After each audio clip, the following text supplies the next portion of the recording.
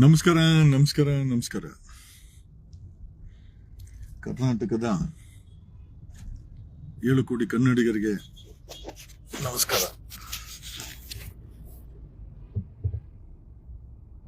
ರಾಜ್ಯದಲ್ಲಿ ಒಂದು ಸಣ್ಣ ಭೂತಾನ್ ದೇಶ, ಒಂದು ಶ್ರೀಲಂಕಾ, ಒಂದು ನೆದರ್ಲ್ಯಾಂಡ್, ಒಂದು ಸಿಂಗಾಪುರ್, ಕೆನಡಾ ಸಮೇತ ಅಲ್ಲಿನ ಜನರಿಗೆ ಉಚಿತ ಶಿಕ್ಷಣ ಅಂದ್ರೆ ನೀವು ಏನ್ ಬೇಕಾದ್ರೆ ಓದಿ, ಗೌರ್ಮೆಂಟ್ ಫಂಡ್ ಮಾಡುತ್ತೆ, ಗೌರ್ಮೆಂಟ್ ಫೀಸ್ ಕಟ್ಟುತ್ತೆ, ಉಚಿತ ಆರೋಗ್ಯ ತಪಾಸಣೆ ಅಂದ್ರೆ ಹಾಸ್ಪಿಟಲ್ಸ್ ಅಲ್ಲಿ ಫ್ರೀ ಇರುತ್ತೆ. ಇವತ್ತಿನ ಆಸ್ಪತ್ರೆಗಳು ಸರ್ಕಾರ ನಡೆಸ್ತಾರ, ಅದು ಯಾವುದೇ ಪಕ್ಷ ಬರ್ಲಿ, ಕುಮಾರಸ್ವಾಮಿಗೆ ಬೇಕಾ ತಮಿಳ್ನಾಡಿಗೆ ಹೋಗ್ತಾರೆ, ಇಲ್ಲ ಅಂತಂದ್ರೆ ಈ ಗೋಸ್ ಟು ಅಪೋಲೋ ಆರ್ ಈ ಗೋಸ್ ಟು ಸಿಂಗಾಪುರ್. ದುಡ್ಡಿದೆ. ಸಿದ್ದರಾಮಯ್ಯ ಅವರ ಪತ್ನಿಯವರು ಏನಾದ್ರೂ ಆರೋಗ್ಯ ಸಮಸ್ಯೆ ಆಯ್ತು ಅಂತಂದ್ರೆ ಶಿ ಗೋಸ್ ಟು ಅಪೋಲೋ. ಮೊನ್ನೆ ರೀಸೆಂಟ್ ಆಗಿ ಅಪೋಲೋಗೆಲ್ಲ ಅಡ್ಮಿಟ್ ಆಗಿದ್ರು. ಸರ್ಕಾರಿ ಆಸ್ಪತ್ರೆಗೆ MLAಗಳು ಅವರೇ ಸ್ಥಾಪನೆ ಮಾಡಿ ಅವರೇ ನಡೆಸ್ತಾ ಇರುವಂತ MLA MP ಗಳು ಯಾರು ಕೂಡ ಸರ್ಕಾರಿ ಆಸ್ಪತ್ರೆಗೆ ಹೋಗಲ್ಲ. ಯಾಕಂದ್ರೆ ಅವ್ರಿಗೆ ಗೊತ್ತು ಅದಕ್ಕೆ ಹೋದ ಸತ್ತೋಗ್ತಾರೆ ಅಂತ.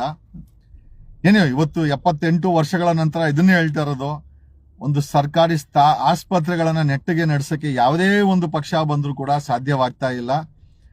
ಈಗ ಒಂದು ವಿವಾದ ಉಟ್ಕೊಂಡಿದೆ ಸರ್ಕಾರಿ ಆಸ್ಪತ್ರೆಗಳಲ್ಲಿ. ಒಂದು ಅಲ್ಲಿ ಸರ್ಜನ್ಗಳಿಲ್ಲ, ಡಾಕ್ಟರ್ಗಳಿಲ್ಲ, ಪ್ಯಾರಾಮೆಡಿಕಲ್ ಸ್ಟಾಫ್ ಇಲ್ಲ. ಡೆಲಿವರಿಗೆ ಹೋದ್ರೆ ಅಲ್ಲಿ ಕಸ ಗುಡಿಸೋನು ಅನಸ್ಟಿಷಿಯನ್ ಅಷ್ಟು ಆಗ್ತಾನೆ ಪಾಪ. ಯಾಕಂತಂದ್ರೆ ಡೆಲಿವರಿ ಮಾಡ್ಲೇಬೇಕು. ಆ ಕಸ ಗುಡಿಸೋನು, ಬಾತ್ರೂಮ್ ತೊಳೆಯೋನ ಕರ್ಕೊಂಡ್ಬಂದು ಡಾಕ್ಟರ್ಗಳು ಆಪರೇಷನ್ ಮಾಡ್ಬೇಕಾರೆ ಅಥವಾ ಡೆಲಿವರಿ ಮಾಡ್ಬೇಕಾರೆ ಬಾತ್ರೂಮ್ ತೊಳೆಯೋನ ಬಳಸೋ ಅಂತ ಪರಿಸ್ಥಿತಿಲಿ ಇವತ್ತಿನ ಸರ್ಕಾರಿ ನಮಸ್ಕಾರ ನಡೀತಾ ಇದೆ. ಒಂದು ಹೊಸ ವಿವಾದ ಸರ್ಕಾರಿ ಆಸ್ಪತ್ರೆಗಳಿಂದ ಈಗ ಉಂಟಾಗಿದೆ. ಏನು ಅಂತಂದ್ರೆ ಜನೌಷಧಿ ಕೇಂದ್ರಗಳಂತ ಈ ಕೇಂದ್ರ ಸರ್ಕಾರ, ಯಾಕಂದ್ರೆ ಕೇಂದ್ರ ಸರ್ಕಾರ ನಡೆಸ್ತಾ ಇರೋ ವ್ಯಾಪಾರಿಗಳಲ್ವಾ, ಗುಜರಾತಿ ವ್ಯಾಪಾರಿಗಳು. ಸೊ ಅವ್ರು ಏನ್ ಮಾಡಿದ್ದಾರೆ, ಜನೌಷಧಿ ಕೇಂದ್ರಗಳನ್ನ 50% ಅಥವಾ 90% ಸಬ್ಸಿಡಿನಲ್ಲಿ ಔಷಧಿಗಳನ್ನ ಜನರಿಗೆ ಕೊಡೋಕ್ಕೋಸ್ಕರ ಸರ್ಕಾರಿ ಆಸ್ಪತ್ರೆಗಳ ಆವರಣಗಳಲ್ಲಿ ಜನೌಷಧಿ ಕೇಂದ್ರಗಳನ್ನ ಓಪನ್ ಮಾಡಿದ್ದಾರೆ. ಇರೋ ಲೆಕ್ಕ ಕೇಂದ್ರ ಸರ್ಕಾರ ಇಷ್ಟೆಲ್ಲ ತೆರಿಗೆ ತಗಂತದೆ, ಜನೌಷಧಿ ಕೇಂದ್ರಗಳಲ್ಲಿ ಉಚಿತವಾಗಿ ಕೊಡಬೇಕು. ಅವ್ರು ಉಚಿತವಾಗಿ ಕೊಡಲ್ಲ ಬಿಡಿ. ಯಾಕೆಂತಂದ್ರೆ ಗುಜರಾತಿ ಮೀನ್ಸ್ ವ್ಯಾಪಾರಿ ಅಂದ್ರೆ ಗುಜರಾತಿ. ಹಂಗಾಗಿ ಅವ್ರೇನು ಫ್ರೀಯಾಗಿ ಕೊಡ್ತಾ ಇಲ್ಲ. ಬಟ್ ಆದ್ರೆ ಒಂದಷ್ಟು ಏನೋ ಡಿಸ್ಕೌಂಟ್, ಒಂದು 20, 30, 10%, 90% ಡಿಸ್ಕೌಂಟ್ ಅಲ್ಲಿ ಸರ್ಕಾರಿ ಆಸ್ಪತ್ರೆ ಆವರಣದಲ್ಲಿ ಔಟ್ಲೆಟ್ ಅನ್ನು ಓಪನ್ ಮಾಡಿಕೊಂಡು ಔಷಧಿಗಳನ್ನ ಮಾರಾಟ ಮಾಡ್ತಾ ಇದ್ದಾರೆ. ಈಗ ತಕರಾಲೇನು ಅಂತಂದ್ರೆ ರಾಜ್ಯ ಸರ್ಕಾರದ್ದು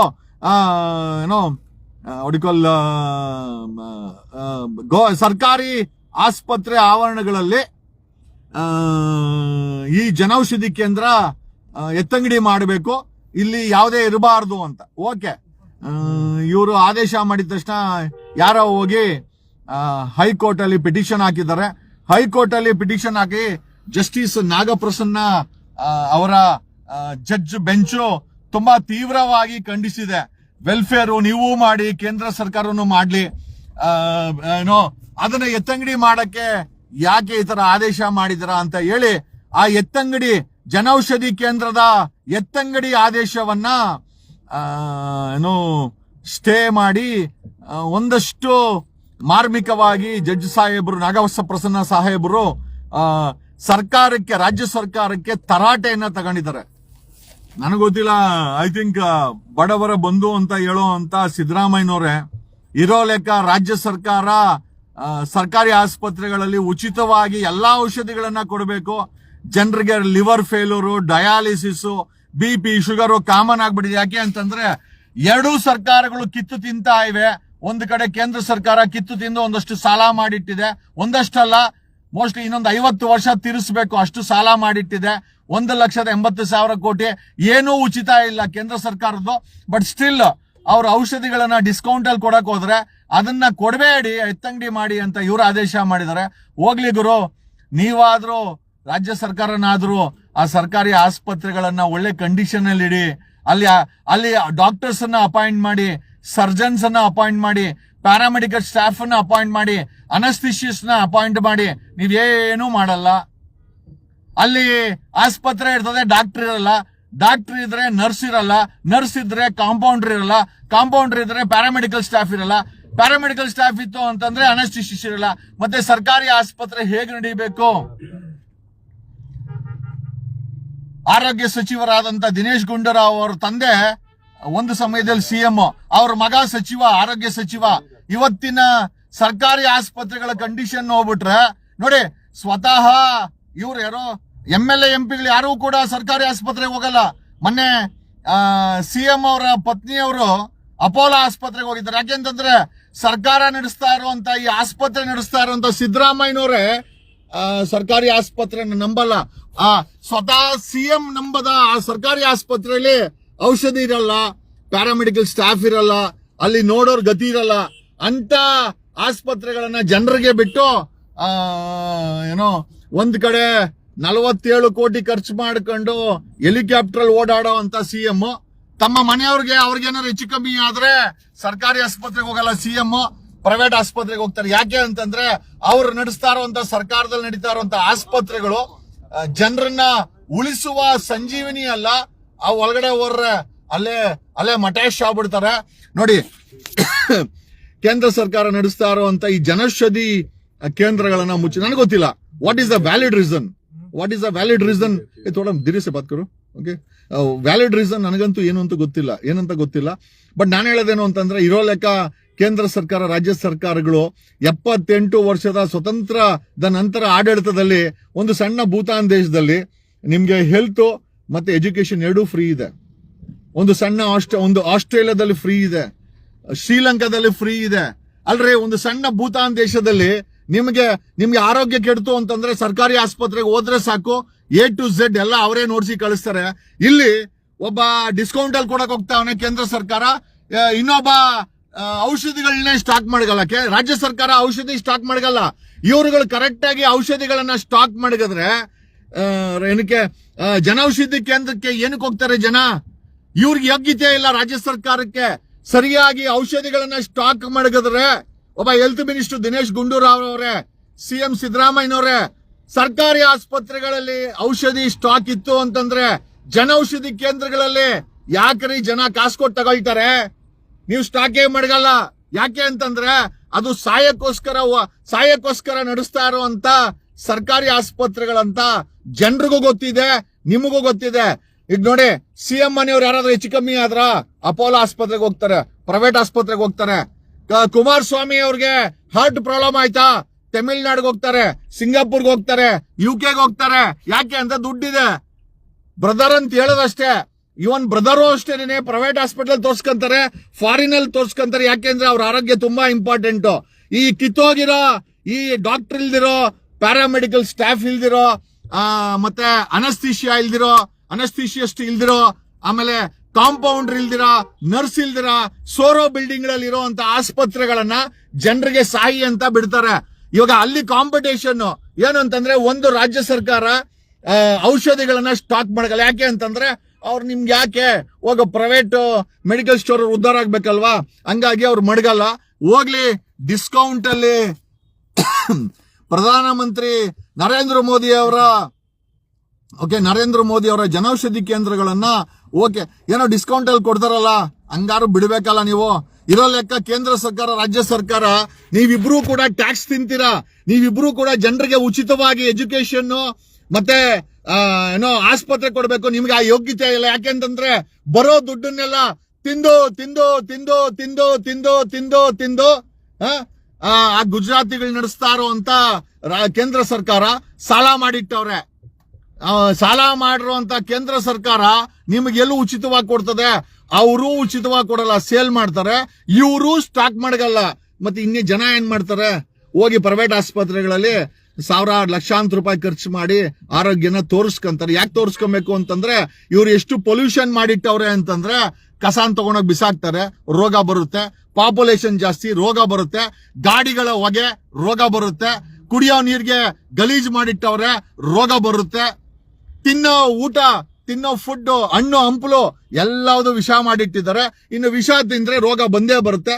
ಬಂದಿರೋ ರೋಗನ ಸರಿಪಡಿಸ್ಕೊಳಕ್ಕೆ ಆಸ್ಪತ್ರೆಗೆ ಹೋಗೇಬೇಕಾಗತ್ತೆ. ಆಸ್ಪತ್ರೆಗೆ ಹೋದ್ರೆ ಈಗ ಆಸ್ಪತ್ರೆ ರಾಜಕೀಯ. ಕರ್ನಾಟಕದಲ್ಲಿ ಆಸ್ಪತ್ರೆ ರಾಜಕೀಯ ಮಾಡ್ತಾ ಐತೆ ರಾಜ್ಯ ಸರ್ಕಾರ, ಕೇಂದ್ರ ಸರ್ಕಾರ. ಔಷಧಿಗಳನ್ನ ಸ್ಟಾಕ್ ಇಡಲಿಕ್ಕೆ ಯೋಗ್ಯತೆ ಇಲ್ವಾ ರೇ? ದಿನೇಶ್ ಗುಂಡೂರಾವ್ ನಿಮ್ ತಂದೆ ಸಿಎಂ, ಆಗಿನ ಕಾಲದಲ್ಲಿಗೂ ನಿಮ್ಮ ಅಧಿಕಾರ ಅನುಭವಿಸ್ಕೊಂಡ್ ಬಂದ್ರಿ ಹೊರ್ತು ನಿಮ್ಮ ಡಿಪಾರ್ಟ್ಮೆಂಟ್ ಅಲ್ಲಿ ಯಾವ ಆಸ್ಪತ್ರೆ ಅಟ್ಲೀಸ್ಟ್ ಡಾಕ್ಟರ್ಗಳು, ಸರ್ಜನ್ನು, ಅನಸ್ಥಿಷಿಯಸ್ಟು, ಆಮೇಲೆ ಪ್ಯಾರಾಮೆಡಿಕಲ್ ಸ್ಟಾಫು, ಕಾಂಪೌಂಡ್ರು, ನರ್ಸು, ಆಮೇಲೆ ಮೆಡಿಸಿನ್ ಅವೈಲೇಬಲ್ ಇರುವಂತ ಒಂದು ಆಸ್ಪತ್ರೆ ಕರ್ನಾಟಕದಲ್ಲಿ ತೋರಿಸ್ಬಿಡಿ. ನಾನು ಹೇಳ್ತೀನಲ್ಲ, ಡಾಕ್ಟರ್ನ ಅಪಾಯಿಂಟ್ ಮಾಡಲ್ಲ, ಸರ್ಜನ್ ಅಪಾಯಿಂಟ್ ಮಾಡಲ್ಲ ಸರ್ಕಾರಿ ಆಸ್ಪತ್ರೆನಲ್ಲಿ, ನರ್ಸ್ಗಳನ್ನ ಅಪಾಯಿಂಟ್ ಮಾಡಲ್ಲ, ಪ್ಯಾರಾಮೆಡಿಕಲ್ ಸ್ಟಾಫ್ನ ಅಪಾಯಿಂಟ್ ಮಾಡಲ್ಲ, ಮತ್ತೆ ಅನಸ್ಟಿಷಿಯಸ್ ಮಾಡಲ್ಲ, ಕಸ ಗುಡ್ಸೋರ್ನ ಅಪಾಯಿಂಟ್ ಮಾಡಲ್ಲ. ಮತ್ತೆ ಸರ್ಕಾರಿ ಆಸ್ಪತ್ರೆ ಹೆಂಗ್ ನಡಿಬೇಕು? ನಿಮ್ಗಳಿಗೆ ಲಕ್ಷ ನಿಮ್ಗೆ ಲಕ್ಷ ನಿಮ್ಮ ಹೆಂಡತಿ ಮಕ್ಕಳು ಹೆಚ್ಚು ಕಮ್ಮಿ ಆದ್ರೆ ಅಪೋಲೋ ಆಸ್ಪತ್ರೆ ಇಲ್ಲ, ಇವನ್ ಅಂಬರೀಶ್ ಅವರು ಅಷ್ಟೇನೆ ಫಾರಿನ್ ಹೋಗಿದ್ದು. ಯಾಕೆಂದ್ರೆ ಕರ್ನಾಟಕದಲ್ಲಿ MLA MP ಗಳಿಗೆ ಟ್ರೀಟ್ ಮಾಡುವಂತ ಆಸ್ಪತ್ರೆಗಳಿಲ್ಲ. ಎಲ್ಲಾ ರಾಜಕಾರಣಿಗಳು ಕೂಡ ಫಾರಿನ್ ಹೋಗ್ತಾರೆ, ತಮಿಳ್ನಾಡಿಗೆ ಹೋಗ್ತಾರೆ, ಅಲ್ಲೋಗಿ ತೋರಿಸ್ಕೊಂಡ್ ಬರ್ತಾರೆ. ಯಾಕೆ ಅಂತಂದ್ರೆ ಕಾನೂನು ಮಾಡ್ಕೊಂಡಿದ್ದಾರೆ. ಏನಕ್ಕೆ ಅಂತಂದ್ರೆ ಅವ್ರು ತೋರ್ಸ್ಕೊಂಡ್ ಬಂದ್ರೆ ಸರ್ಕಾರಿ ಬಿಲ್ ಆಗುತ್ತೆ. ಅದೇ ಸಾಮಾನ್ಯ ಜನರ ಪರಿಸ್ಥಿತಿ ಇವತ್ತು ಹೆಂಗ್ ಮಡಗಿದ್ದಾರೆ ಅಂತಂದ್ರೆ, ಆಸ್ಪತ್ರೆ ಇದ್ರೂ ಕೂಡ ಒಂದು ರೀತಿಯ ಸ್ಮಶಾನ ಮೌನವನ್ನ ಮಡಗಿದ್ದಾರೆ. ಇವಾಗ ಕುಮಾರಸ್ವಾಮಿಗೆ ಮೈಗುಷಾರಿಲ್ಲ, ಫಾರಿನ್ ಹೋಗ್ತಾರೆ. ಸಿದ್ದರಾಮಯ್ಯ ಅವರ ಪತ್ನಿ ಅಪೋಲೋಗೆ ಹೋಗ್ತಾರೆ. ಆ ಕಿತ್ತೋಗಿರೋ ಸರ್ಕಾರಿ, ಆ ಡಾಕ್ಟರ್ ಇಲ್ದಿರೋ ಸರ್ಕಾರಿ ಆಸ್ಪತ್ರೆ, ನರ್ಸ್ ಇಲ್ದಿರೋ ಸರ್ಕಾರಿ ಆಸ್ಪತ್ರೆ, ಅನಸ್ತಿಷಿಯೇಟ್ ಇಲ್ದಿರೋ ಸರ್ಕಾರಿ ಆಸ್ಪತ್ರೆ, ಔಷಧಿ ಇಲ್ದಿರೋ ಸರ್ಕಾರಿ ಆಸ್ಪತ್ರೆನಲ್ಲಿ ನಿಮ್ಮನ್ನ ಸಾಯಕ್ ಬಿಡ್ತಾರೆ. ನೀವು ಸಿದ್ದರಾಮಯ್ಯಗೆ ಜೈ, DK ಶಿವಕುಮಾರ್ಗೆ ಜೈ, ಯಡಿಯೂರಪ್ಪನ್ಗೆ ಜೈ, ಕುಮಾರಣ್ಣಂಗೆ ಜೈ, ಬ್ರದರ್ಗೆ ಜೈ ಅನ್ಕೊಂಡು ನಿಮ್ಮ ಜೀವನವನ್ನ ಹಾಳು ಮಾಡ್ಕೊಂತೀರಾ. ಮೂರು ಪಕ್ಷಗಳು ನಿಮ್ಗೆ 3 ಪಂಗನಾಮನ ಇಡ್ತಾ ಇರೋದು ನೋಡಿ. ದಿನೇಶ್ ಗುಂಡೂರಾವ್ ಅವರ ಅಪ್ಪ CM, ಆತ ಮಿನಿಸ್ಟ್ರು ಆಯ್ತಾ. ಇವತ್ತು ಅಷ್ಟೇ 5 kg ಬಡವರಿಗೆ ಜೋಳಿಗೆ, ಯಾವ್ದು 5 kg ಅಕ್ಕಿ ಜೋಳಿಗೆ, ಅದೇ ಔಷಧಿ ಇಲ್ದಿರೋ, ಡಾಕ್ಟರ್ ಇಲ್ದಿರೋ ಸರ್ಕಾರಿ ಆಸ್ಪತ್ರೆ, ಅದೇ ಬಿದ್ದೋಗೋ ಸ್ಕೂಲ್ಗಳು ಬಡವರಿಗೋಸ್ಕರ. ನಿಮ್ಮ ತೆರಿಗೆ ಬೇಕು, ನಿಮ್ ಓಟ್ ಬೇಕು, ಆದರೆ ನಿಮಗೆ ಸೌಕರ್ಯ ಕೊಡಕ್ಕೆ 78 ವರ್ಷ ಆಡಳಿತ ಮಾಡಿದ ಕಾಂಗ್ರೆಸ್ ಕೈಯಲ್ಲಿ ಸಾಧ್ಯವಿಲ್ಲ. 13 ವರ್ಷ ಕಾಂಗ್ರೆಸ್ ಅನ್ನ ದೂಷಣೆ ಮಾಡ್ಕೊಂಡ್ ಬಂದಿರೋ ಅಂತ ಬಿಜೆಪಿ ಕೂಡ ಆಗಿಲ್ಲ. ಆಮೇಲೆ ನಮ್ಮ ಬ್ರದರ್ ಅಂತೂ ಬರೀ ಬ್ರದರ್ ಅನ್ಕೊಂಡೆ ನಮ್ಮ ಕುಮಾರಣ್ಣ ಜೀವನ ಕಳೆದ್ಬಿಟ್ರು. ಅವರು ಕೂಡ ಏನು ಬದಲಾವಣೆ ಮಾಡಿಲ್ಲ. ಸರ್ಕಾರಿ ಆಸ್ಪತ್ರೆಗಳ ಪರಿಸ್ಥಿತಿ ಇವತ್ತು ವಾಂತಿಗೆ ಬರುತ್ತೆ. ಬಡವನ ಹತ್ರ ದುಡ್ಡಿಲ್ಲ, ಅಪೋಲೋಗೆ ಹೋಗಕ್ಕೆ, ತಮಿಳ್ನಾಡಿಗೆ ಹೋಗಕ್ಕೆ, ಸಿಂಗಾಪುರ್ಗೆ ಹೋಗಕ್ಕೆ ಕುಮಾರಸ್ವಾಮಿ ತರ, ಮತ್ತೆ ಅಪೋಲೋಗೆ ಹೋಗಕ್ಕೆ ಸಿದ್ದರಾಮಯ್ಯನವ್ರ ತರ ಜನ ಹತ್ರ ದುಡ್ಡು ಇರ್ಬೇಕಲ್ವಾ? ಅವರೆಲ್ಲ ಹೋದ್ರೆ ಸರ್ಕಾರ ಖರ್ಚು ಮಾಡ್ತದೆ, ಕುಮಾರಸ್ವಾಮಿಗೆ ಕೇಂದ್ರ ಸರ್ಕಾರ ಖರ್ಚು ಮಾಡ್ತದೆ. ಯಾಕಂದ್ರೆ ಮಿನಿಸ್ಟ್ರು, CM ಅವ್ರ ಹೆಂಡತಿಗೆ, MLAಗಳಿಗೆ, ಮಿನಿಸ್ಟರ್ಗಳಿಗೆ ರಾಜ್ಯ ಸರ್ಕಾರ ಖರ್ಚು ಮಾಡ್ತದೆ. ನಿಮ್ಗೆ ನೀವೇ ಖರ್ಚು ಮಾಡ್ಕೊಬೇಕು. ಹೋಗ್ಲಿ ಸರ್ಕಾರಿ ಆಸ್ಪತ್ರೆಗೆ ಹೋಗೋಣ ಅಂದ್ರೆ ಅಲ್ಲಿ ಔಷಧಿ ಇಲ್ಲ. ಹೋಗ್ಲಿ ಇಲ್ಲಿ ಡಿಸ್ಕೌಂಟ್ ತಗೋಣ, ಡಿಸ್ಕೌಂಟ್ ಅಲ್ಲಿ ಯಾರೋ ಪ್ರಧಾನ ಮಂತ್ರಿಯ ಯೋಜನೆಯಲ್ಲಿ ಕೊಡ್ತಾವ್ರೆ ಅಂತಂದ್ರೆ ಇವ್ರು ಅದಕ್ಕೆ ಬಾಕಲಾಗಿಸ್ತಾವ್ರೆ. ಒಟ್ನಲ್ಲಿ ನಿಮ್ಮ ಕಿತ್ತೋದ ರಾಜಕೀಯನ ಇವನ್ ಆಸ್ಪತ್ರೆಗಳಿಗೂ ತಂದುಬಿಟ್ಟು ನೀವು ನಿಮ್ಮ ರಾಜಕೀಯ, ನಿಮ್ಮ ಸರ್ಕಾರಗಳು, ಅದು ಕೇಂದ್ರ ಸರ್ಕಾರ, ರಾಜ್ಯ ಸರ್ಕಾರ, ನಾಚಿಕೆ ಮಾನ ಮರ್ಯಾದೆ ಏನಾದ್ರೂ ನಿಮಗಿದೆಯಾ? ಒಂದು ಆಸ್ಪತ್ರೆ 78 ವರ್ಷಗಳ ನಂತರ ಒಬ್ಬ ಸಾಮಾನ್ಯ ಮನುಷ್ಯ ಸರ್ಕಾರಿ ಆಸ್ಪತ್ರೆ ಕಾಲಿಟ್ರೆ ಔಷಧಿ ಇರಲ್ಲ, ನರ್ಸ್ ಇರಲ್ಲ, ಡಾಕ್ಟರ್ ಇರಲ್ಲ, ಸರ್ಜನ್ ಇರಲ್ಲ, ಅನೆಸ್ಥಿಷಿಸ್ಟ್ ಇರಲ್ಲ. ಇನ್ ಏನಕ್ಕೋಸ್ಕರ? ಸಾಯಕ್ಕೋಸ್ಕರ ಹೋಗ್ಬೇಕಾ? ಸಾಯಕ್ಕೋಸ್ಕರ ದಿನೇಶ್ ಗುಂಡೂರಾವ್, ನೀನು ನಿನ್ನ ಮಿನಿಸ್ಟ್ರಿ, ನೀನು ನಡೆಸ್ತಾ ಇರೋ ಆಸ್ಪತ್ರೆಗಳು, ಕರ್ನಾಟಕದಲ್ಲಿ ಒಂದು ಆಸ್ಪತ್ರೆ ತೋರ್ಸಪ್ಪ ಮಿನಿಸ್ಟರ್ ದಿನೇಶ್ ಗುಂಡೂರಾವ್. ಒಂದು ಆಸ್ಪತ್ರೆ ತೋರ್ಸು. ಯಾವ ಆಸ್ಪತ್ರೆಯಲ್ಲಿ ಡಾಕ್ಟರ್ಸು, ಸರ್ಜನ್ಸು, ನರ್ಸು, ಆಮೇಲೆ ಕ್ಲೀನ್ ಮಾಡೋರು, ಅನೆಸ್ಥಿಷಿಯಸ್ಟು, ಪ್ಯಾರಾಮೆಡಿಕಲ್ ಸ್ಟಾಫು, ಇಕ್ವಿಪ್ಮೆಂಟು, ಆಮೇಲೆ ಆ ಆಸ್ಪತ್ರೆನಲ್ಲಿ ಔಷಧಿ ಇರುವಂತ ಒಂದು ಆಸ್ಪತ್ರೆ ತೋರ್ಸು. ನಾನು ರಾಜಕೀಯನೇ ಬಿಟ್ಬಿಡ್ತೀನಿ. ನಮಗ್ ಗೊತ್ತು, ಬರೀ 78 ವರ್ಷದಲ್ಲಿ ಕಾಂಗ್ರೆಸ್ ಇದನ್ನೇ ಭ್ರಷ್ಟಾಚಾರನೇ ಮಾಡ್ಕೊಂಡ್ಬಂತು. ಕಳೆದ 13 ವರ್ಷದಲ್ಲಿ ಬಿಜೆಪಿನೂ ಅದನ್ನೇ ಮಾಡ್ತಾ ಇರೋದು. ಇವೆರಡು ಸೆಂಟರ್ ಆಗಿ ನಮ್ಮ ಬ್ರದರ್ ಇದಾರಲ್ಲ ಕುಮಾರಸ್ವಾಮಿ ಅವರು, ಅವರಿದ್ದಾಗೂ ಭ್ರಷ್ಟಾಚಾರ ನಡೀತಾ ಇದ್ದಿದ್ದು. 3 ಪಕ್ಷಗಳಿಗೆ ನಿಮ್ಮ ಓಟ್ ಬೇಕು, ನಿಮ್ಮ ತೆರಿಗೆ ಬೇಕು 24 ಗಂಟೆ. ಯಾಕೆ ಅಂದ್ರೆ ಇವೆರಡು ಆನೆಗಳಿದ್ದಂಗೆ. ಕೇಂದ್ರ ಸರ್ಕಾರ ಬಿಳೆ ಆನೆ, ರಾಜ್ಯ ಸರ್ಕಾರ ಕರೆ ಆನೆ. ಇವೆರಡೂ ಸರ್ಕಾರಗಳಿಗೆ ನಿಮ್ಮ ತೆರಿಗೆ ಬೇಕು 24 ಗಂಟೆ. ಆಮೇಲೆ ಇವೆರಡು ಸರ್ಕಾರ ಆಗ್ಬೇಕು ಅಂದ್ರೆ ನಿಮ್ಮ ಓಟ್ ಬೇಕು. ನಿಮ್ಮ ಕಂಡೀಷನ್ ಹೆಂಗ್ ಮಡಗಿದ್ದಾರೆ ಅಂತಂದ್ರೆ 5 kg ರೇಷನ್ ಭಾಗ್ಯ 5 kg. ಅದೇ ನೋಡಿ, ಕಾಂಗ್ರೆಸ್ ಆಗಿರ್ಬೋದು, ಬಿಜೆಪಿ ಆಗಿರ್ಬೋದು, ಅಥವಾ ಕುಮಾರಸ್ವಾಮಿ ಆಗಿರ್ಬೋದು, ಅವ್ರ ಆಸ್ತಿಗಳು ನೋಡಿ 1000 ಕೋಟಿ ಬೆಳ್ಕೊಂಡಿದೆ, 1000 ಕೋಟಿ. ನಿಮ್ಮ ನಿಮ್ಮ ನಿಮ್ಮ ಭುಜಕ್ಕೆ ಇವತ್ತು ಅಷ್ಟೇ 5 ಕೆಜಿ ಅಕ್ಕಿ, ಅದೇ ಔಷಧಿ ಇಲ್ಲದಂತ ಸರ್ಕಾರಿ ಆಸ್ಪತ್ರೆ, ಅದು ಸಿದ್ದರಾಮಯ್ಯ ಬರ್ಲಿ ಕಾಂಗ್ರೆಸ್ ಅಥವಾ ಬ್ರದರ್ ಕುಮಾರಸ್ವಾಮಿ ಬರ್ಲಿ ಅಥವಾ ಬಿಜೆಪಿ ಅವ್ರು ಬರ್ಲಿ, ನಿಮ್ಮ ಕಂಡೀಷನ್ ಮಾತ್ರ ಯಾವತ್ತೂ ಚೇಂಜ್ ಆಗಕ್ಕೆ ಅವ್ರು 3 ಜನ ಬಿಡಲ್ಲ. ಯಾಕೆ ಅಂತಂದ್ರೆ 3 ಜನಕ್ಕೆ ನಿಮ್ಮ ವೋಟ್ ಬೇಕು, ನಿಮ್ಮ ಟ್ಯಾಕ್ಸ್ ಬೇಕು. ಯಾಕಂದ್ರೆ ಸ್ವಾಹ ಸ್ವಾಹ ಜನರ ಹತ್ರ ಏನಪ್ಪಾ ಇದೆ ಅಂತಂದ್ರೆ ಬಾಡೋಗಿರೋ ಮುಖ, ಆಮೇಲೆ ಸಾಲ, ಇವೆರಡು ಬಿಟ್ರೆ ಬೇರೆ ಏನು ಇಲ್ಲ. ಇವ್ರಿಗಳೇ ಮಾಡಿರೋ ಸಾಲ. ರಾಜ್ಯ ಸರ್ಕಾರ 8 ಲಕ್ಷ ಕೋಟಿ ಸಾಲ ಮಾಡಿದೆ. ಯಾರು ತೀರ್ಸ್ಬೇಕಾರದು? ನೀವೇ ತೀರ್ಸ್ಬೇಕು. ಕೇಂದ್ರ ಸರ್ಕಾರ, ಮೋದಿ ಗವರ್ಮೆಂಟ್ 180 ಲಕ್ಷ ಕೋಟಿ ಸಾಲ. ಯಾರು ತೀರ್ಸ್ಬೇಕಾರದು? ಮೋದಿ ಅಲ್ಲ, ನೀವೇ. ಇಲ್ಲಿ ಬದುಕನ ಅಂದ್ರೆ ಔಷಧಿ ಇಲ್ಲ, ಆದ್ರೂ ನೀವೇ ತೀರ್ಸ್ಬೇಕು. ಇಷ್ಟೆಲ್ಲ ಆದ್ರೂ ಏನೋ ಒಂದು ಕಡೆ 10,000 ಕೋಟಿ ಪ್ಲೇನ್ ಅಲ್ಲಿ ಮೋದಿ ಓಡಾಡ್ತಾನೆ, ಈ 47 ಕೋಟಿ ಖರ್ಚು ಮಾಡಿಕೊಂಡು 30 ತಿಂಗಳಲ್ಲಿ ಸಿದ್ದರಾಮಯ್ಯ ಹೆಲಿಕಾಪ್ಟರ್ ಓಡಾಡಿದ್ದಾರೆ. ಸಿದ್ದರಾಮಯ್ಯ ಇಲ್ಲಿ ಆಸ್ಪತ್ರೆಗಳಲ್ಲಿ ಔಷಧಿ ಇಲ್ಲ, ಓಕೆ, ಆದ್ರೂ ಸಿದ್ದರಾಮಯ್ಯನವರು ಒಂದ್ ಕಡೆ ಮೋದಿ 10,000 ಕೋಟಿ ಹೊಸ ಪ್ಲೇನ್ ಅಲ್ಲಿ ಓಡಾಡೋದು, ಆಯ್ತಾ? ಏನಕ್ಕೆ ಅಂತಂದ್ರೆ ಅಯ್ಯಪ್ಪನ್ ಸುಖ ಬೇಕಲ್ವಾ? ನಾವು ಮೋದಿ ಓಡಾಡ್ತಾನೆ, ಓಕೆ. ಸಿದ್ದರಾಮಯ್ಯನ ಕತೆ ಏನು ಅಂತಂದ್ರೆ, ಸಿದ್ದರಾಮಯ್ಯ 47 ಕೋಟಿ ಖರ್ಚು ಮಾಡಿದ್ದಾರೆ 30 ತಿಂಗಳಲ್ಲಿ 47 ಕೋಟಿ ಬರೀ ಹೆಲಿಕಾಪ್ಟರ್ ಖರ್ಚು. ನೋಡ್ರಿ, ಎಂತ ವ್ಯಕ್ತಿಗಳನ್ನ ನೀವೆಲ್ಲ ಆಯ್ಕೆ ಮಾಡಿ CM PM ಮಾಡಿದ್ದೀರಾ, ನೀವೇ ಅನುಭವಿಸ್ಬೇಕು. ಅವ್ರು ಎಲ್ಲದನ್ನು ಅನುಭವಿಸ್ತಾರ. ನಿಮ್ಮನ್ನ ಒಡೆದು ಸಮಾಜವನ್ನ ಜಾತಿ ಧರ್ಮದ ಹೆಸರಲ್ಲಿ ಒಡೆದು ಒಂದು ಭೂತಾನ್ಗಿರೋ ಯೋಗ್ಯತೆ ಇಲ್ಲ. ಭಾರತದಲ್ಲಿ ಸರ್ಕಾರ ನಡೆಸ್ತಾ ಇರುವಂತ ಉಸುರುವಳ್ಳಿಗಳು, ಕರ್ನಾಟಕದಲ್ಲಿ ಸರ್ಕಾರ ನಡೆಸ್ತಾ ಇರುವಂತ ಉಸುರುವಳ್ಳಿಗಳು, ಆ ಭೂತಾನ್ ದೇಶ ನೋಡ್ರಿ. ಉಚಿತವಾದಂತ ಶಿಕ್ಷಣ, ಯಾರು ಬೇಕಾದ್ರೆ ಏನ್ ಬೇಕಾದ್ರೆ ಓದ್ಬೋದು. ಡಾಕ್ಟರ್ ಓದ್ಬೋದು ಉಚಿತ. ಇಲ್ಲಿ ಡಾಕ್ಟರ್ ಓದ್ಬೇಕಾದ್ರೆ 10 ಕೋಟಿ ಬೇಕು, ಇಂಜಿನಿಯರಿಂಗ್ ಓದ್ಬೇಕಾದ್ರೆ 1 ಕೋಟಿ ಬೇಕು. ನಂತರ ಲಾಯರ್ ಅಟ್ಲೀಸ್ಟ್ ಹೋಗ್ಲಿ ಕನಿಷ್ಠ ಲಾಯರ್ ಆಗ್ಬೇಕಾದ್ರೂ ಕೂಡ 5 ಲಕ್ಷ ಬೇಕು. ಎಲ್ಲಿಂದ ತಾನೆ? ಹೋಗ್ಲಿ ಸರ್ಕಾರಿ ನೌಕರಿ ಸೇರ್ಕೊಂತೀವಪ್ಪ, ಕೂಲಿ ಮಾಡ್ತೀವಿ ಅಂತ ಇಲ್ಲ. PSIಗೆ 1 ಕೋಟಿ, ತಹಸೀಲ್ದಾರ್ಗೆ 3 ಕೋಟಿ, DYSPಗೆ 5 ಕೋಟಿ, IPS ಪ್ರಮೋಷನ್ಗೆ 50 ಕೋಟಿ. ಬರೀ ಲಂಚ. ಇನ್ನು ಕೆಲ್ಸಕ್ಕೂ ಲಂಚ, ಓಕೆ. ಅವ್ರ ಬೆಳೆ ಬೆಳೆದವ್ರನ್ನ ಬೀದಿಲ್ ನಿಲ್ಸವ್ರೆ. ಆ ಧರ್ಮಸ್ಥಳಕ್ಕೆ ಈ DK ಶಿವಕುಮಾರ್ ಎಳ್ಳು ನೀರು ಬಿಟ್ಟಿದ್ದಾರೆ. ಇನ್ನ ಏನಿದೆ ಅದು ಹುಬ್ಳಿ ಧಾರವಾಡದಲ್ಲಿ ಕೆಲಸ ಕೊಡಿ ಅಂತ ಹುಡುಗರು ಪ್ರೊಟೆಸ್ಟ್ ಮಾಡ್ತಾವ್ರೆ. ಇಷ್ಟೇನಾ ನಿಮ್ಮ ಯೋಗ್ಯತೆ? ಒಂದಂತೂ ನಿಜ, ಯಾವ ಕೆಳಮಟ್ಟಕ್ಕೆ 47 ಕೋಟಿ ರೂಪಾಯಿ ಖರ್ಚು ಮಾಡಿ ಹೆಲಿಕಾಪ್ಟರ್ ಅಲ್ಲಿ ಓಡಾಡೋ ಅಂತ ಸಿದ್ದರಾಮಯ್ಯ ಏನೋ ಕೇಂದ್ರ ಸರ್ಕಾರ ಏನೋ ಕಾಸಿಗೆ ಮಾರ್ಕಂಡ್ಲಿ ಅಂತ ಬಿಡ್ಬೋದಾಗಿತ್ತು. ಇದ್ರಲ್ಲೂ ಕೂಡ ನಿಮ್ಮ ಅಲ್ಲಾಡ್ಸೋ ಪಾಲಿಟಿಕ್ಸ್ ಮಾಡ್ತೀರಾ. ನಾಚಿಕೆ ಗಿಚ್ಕೆ ಆಗಲ್ವಾ? ಆ ಭೂತಾನ್ ದೇಶಕ್ಕಿರೋ ಯೋಗ್ಯತೆ ಇಲ್ಲ ಭಾರತಕ್ಕೆ. ಆ ಭೂತಾನ್ದಲ್ಲಿ ಎಜುಕೇಶನ್ ಫ್ರೀ. ಆ ಶ್ರೀಲಂಕಾಗಿರೋ ಯೋಗ್ಯತೆ ಇಲ್ವಾ? ಎಷ್ಟೋ ನೆದರ್ಲ್ಯಾಂಡ್ ನೋಡಿ ಕಲೀರಿ, ಸಿಂಗಾಪುರ್ ನೋಡಿ ಕಲೀರಿ. ಸಿಂಗಾಪುರ್ ಅಲ್ಲಿ ಭ್ರಷ್ಟಾಚಾರ ಇಲ್ಲ, ಅತಿ ಕಡಿಮೆ ಭ್ರಷ್ಟಾಚಾರ ಇರೋದು ಸಿಂಗಾಪುರ್ ಅಲ್ಲಿ. ನಿಮ್ಮ ಯೋಗ್ಯತೆಗೆ ಅದೆಷ್ಟೋ ತಿಂತೀರಾ. ಆ ಕೇಂದ್ರ ಸರ್ಕಾರದಲ್ಲೂ ನಿಮ್ಗೆ ಸುಳ್ಳು ಹೇಳಿ ಭಾಷಣ ಮಾಡಿ ತಿಂತಾರೆ.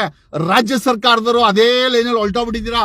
ಒಟ್ನಲ್ಲಿ ತಿಕಾ ತೊಳೆಯ ನೀರೊಂದು ಬಿಟ್ಟು ಇನ್ನೆಲ್ಲಾದ್ರಲ್ಲೂ, ಇವನ್ ತಿಕಾ ತೊಳೆಯ ನೀರಲ್ಲೂ ಕೂಡ ರಾಜಕೀಯ ಮಾಡೋ ಮಟ್ಟಕ್ಕೆ ಬಂದಿದ್ದೀರಾ. ನಾನು ಮೇಕೆದಾಟಿಂದ ತರ್ತೀನಿ. ಯಾಕೆ?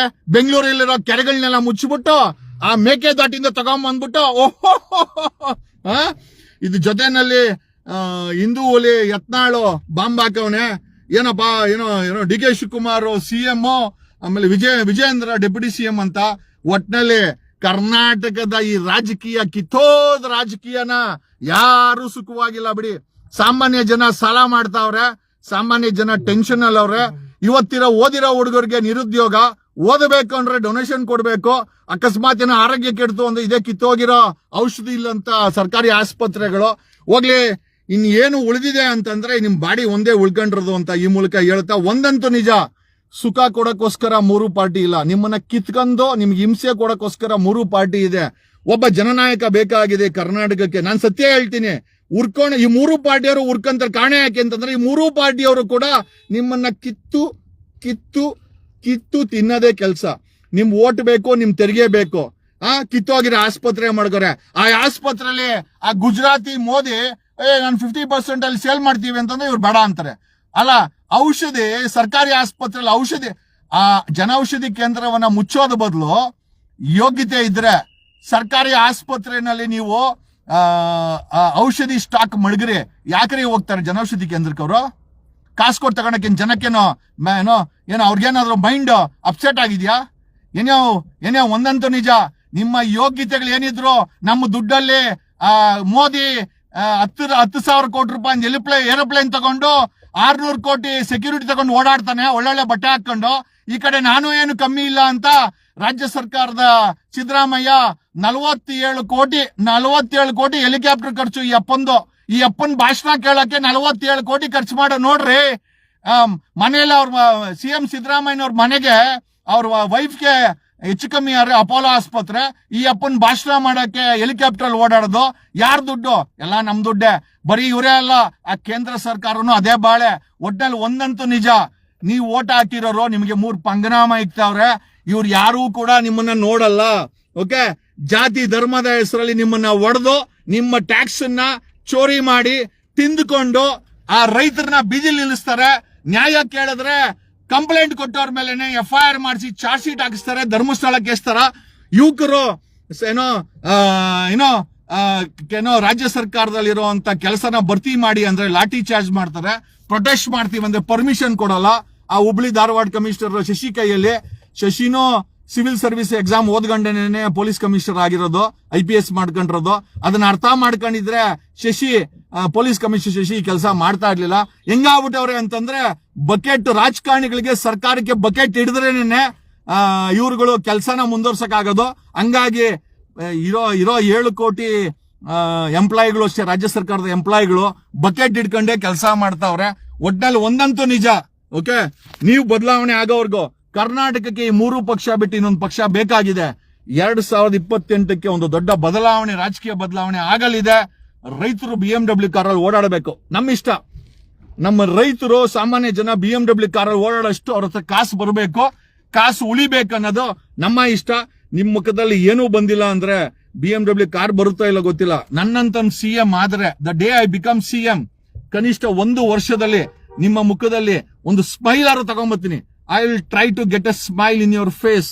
ನಿಮ್ಮ ಮುಖದಲ್ಲಿ ನಾನು ಯಾವ ಭಾಗ್ಯನೂ ಕೊಡಲ್ಲ, ನಾನು ಕೊಡೋದು ಒಂದೇ. ಇವರೆಲ್ಲ ಏನೇನೋ ಭಾಗ್ಯ ಕೊಡ್ತಾರೆ, ನಾನೇನೋ CM ಆದ್ರೆ ಒಂದು ಭಾಗ್ಯ. ಏನ್ ಗೊತ್ತಾ? ಅದು ಸ್ಮೈಲ್ ಭಾಗ್ಯ. ನೀವು ನಗಬೇಕು. ಯಾವಾಗ ನಗ್ತೀರಾ ಗೊತ್ತಾ? ನಿಮ್ಮ ಭವಿಷ್ಯ ಗಟ್ಟಿಯಾಗಿದ್ದಾಗ, ನಿಮ್ಗೆ ಒಳ್ಳೆ ಆಸ್ಪತ್ರೆ ಸಿಕ್ಕಾಗ, ನಿಮ್ಗೆ ಪ್ರತಿ ತಿಂಗಳು ಸಂಪಾದನೆ ಮಾಡಿದ್ರೆ ನಿಮ್ಮ ಬ್ಯಾಂಕ್ ಅಲ್ಲಿ ದುಡ್ಡು ಉಳಿದಾಗ, ನಿಮ್ ಮಕ್ಕಳು ಚೆನ್ನಾಗಿ ಓದಿದಾಗ, ನಿಮ್ಮ ಹತ್ರ ಚೆನ್ನಾಗಿ ಒಂದು ಮನೆ ಇದ್ದಾಗ, ಒಂದು ಗಾಡಿ ಇದ್ದಾಗ, ಒಂದು ಕಾರ್ ಇದ್ದಾಗ, ಸಮಾಜದಲ್ಲಿ ಕ್ರೈಮ್ ಕಡಿಮೆ ಆದಾಗ, ಹೆಣ್ಣು ಮಕ್ಕಳ ರೇಪ್ ಕಮ್ಮಿ ಆದಾಗ ಏನೋ ಚೆನ್ನಾಗಿರುತ್ತೆ. ಆ ಸ್ಮೈಲ್ ತರೋದು ಅಷ್ಟು ಈಸಿ ಅಲ್ಲ. ಯಾಕಂದ್ರೆ 78 ವರ್ಷದಲ್ಲಿ ನಿಮ್ಮನ್ನ ಕಿತ್ಕೊಂಡು ತಿಂದು ಆ ಮಟ್ಟಕ್ಕೆ ಗಬ್ಬೆ ಬಿಡ್ಸಾಕಿದ್ದಾರೆ.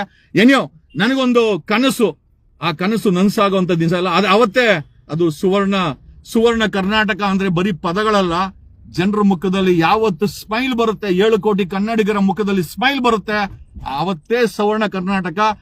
1400 ಕೋಟಿ ಡಿಕ್ಲೇರ್ ಮಾಡ್ಕೊಳ್ಳೋ ಅಂತ ರಾಜಕಾರಣಿಗಳಿದ್ದಾರೆ, ಡೆಪ್ಯೂಟಿ CMಗಳಿದ್ದಾರೆ. ಆದ್ರೆ ಜನ ಇವತ್ತು ಸಾಲದಲ್ಲಿ ಓಡಾಡ್ತಾ ಇದ್ದಾರೆ, ನಿರುದ್ಯೋಗಿಗಳಾಗಿ ಓಡಾಡ್ತಾ ಇದ್ದಾರೆ. ಆಮೇಲೆ ಮಾಡಿ ಕಸ ಗುಡ್ಸೋ ಕೆಲಸನೂ ಮಾಡ್ತಾ ಇದ್ದಾರೆ ಅಂತ ಹೇಳುತ್ತಾ, ಜನೌಷಧಿ ಕೇಂದ್ರದ ಹೆಸರಲ್ಲಿ ರಾಜ್ಯ ಸರ್ಕಾರದ ರಾಜಕೀಯ ನಿಜವಾಗ್ಲೂ ನಾಚಿಕೆಗೇಡಿನ ಸಂಗತಿ. ನಿಮಗೆ ಯೋಗ್ಯತೆ ಇದ್ರೆ ಆ ಸರ್ಕಾರಿ ಆಸ್ಪತ್ರೆಯಲ್ಲಿ ಡಾಕ್ಟರ್ಗಳನ್ನ ಅಪಾಯಿಂಟ್ ಮಾಡಿ, ಸರ್ಜನ್ಗಳನ್ನ ಅಪಾಯಿಂಟ್ ಮಾಡಿ, ಕಾಂಪೌಂಡರ್ಗಳನ್ನ ಅಪಾಯಿಂಟ್ ಮಾಡಿ, ನರ್ಸ್ಗಳನ್ನ ಅಪಾಯಿಂಟ್ ಮಾಡಿ, ಪ್ಯಾರಾಮೆಡಿಕಲ್ ಸ್ಟಾಫ್ ಅನ್ನ ಅಪಾಯಿಂಟ್ ಮಾಡಿ, ಅನಸ್ಟಿಷಿಯನ್ ಅಪಾಯಿಂಟ್ ಮಾಡಿ. ಆಮೇಲೆ ಸರ್ಕಾರಿ ಆಸ್ಪತ್ರೆಗಳನ್ನ ನೀಟಾಗಿ ಮಡಗಿ ಅದನ್ನ ಆಸ್ಪತ್ರೆ ತರ ಇರ್ಲಿ. ಜೊತೆನಲ್ಲಿ ಎಲ್ಲದಕ್ಕಿಂತ ಹೆಚ್ಚಾಗಿ ಆ ಜನೌಷಧಿ ಸರ್ಕಾರಿ ಆಸ್ಪತ್ರೆಗಳಲ್ಲಿ ಔಷಧಿ ಮಡಗಿರಿ. ನಿಮ್ಮ ಯೋಗ್ಯತೆಗೆ ಅದೆಷ್ಟೋ ತಿಂತೀರಾ, 78 ವರ್ಷ ತಿಂದಿದಿರಲ್ಲೋ. ಕಾಂಗ್ರೆಸ್ ಅವರು ತಿನ್ಕೊಂಡ್ ಬಂದ್ರಿ, ಈಗ BJP ಅವರು 13 ವರ್ಷದಿಂದ ತಿಂತಾವ್ರೆ. ಹೊಟ್ಟೆ ತುಂಬಿಲ್ವಾ? ಒಟ್ನಲ್ಲಿ ಮೈ ಮೇಲೆ ಬಟ್ಟೆ ಬಿಚ್ಚೋವರೆಗೂ ನಿಮ್ಗೆ ಸಮಾಧಾನ ಇಲ್ಲ ಅಂತ ಅನ್ಸುತ್ತೆ. ನಿಮ್ಮ ಜನ್ಮಕ್ಕಿಷ್ಟು ನಾಚಿಕೆ ಆಗ್ಬೇಕು. Okay, thank you, thanks a lot.